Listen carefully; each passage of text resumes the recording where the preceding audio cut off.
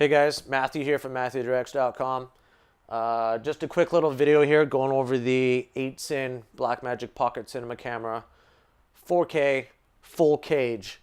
A lot of people have been talking about whether they get that or the small rig. Small rig is obviously cheaper, but they were coming out a little bit later than the 8Sinn. So I went ahead and picked up the full cage. It is a solid piece of machinery, I gotta say. There's a ton of mounting points on it. It's got a fair amount of weight as well. So far, I'm quite liking it. I do have the 15mm rail adapter. It's just on the tripod of my truck.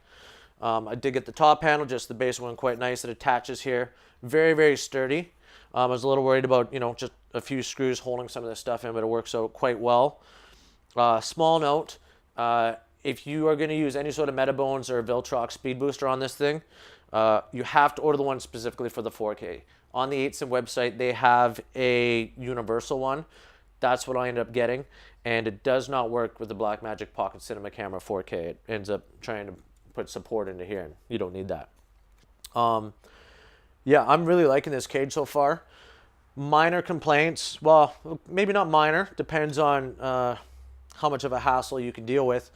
There's a fairly big gap right in here, as you can see, which makes getting to the function buttons a little more of a finger poke up and around there. Now, I can deal with that, not a big issue. I actually don't mind how it makes it a little more separated between your ISO, shutter, and white balance buttons. So there's that.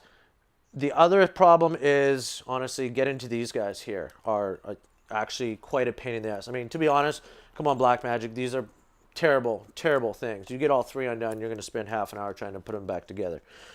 That's a lie, but it's okay. But trying to undo the HDMI one in the middle is actually not very fun at all. So it works. Just be aware there is some minor inconvenience there on that end of things. Other than that, the battery port is fairly accessible down on the bottom here.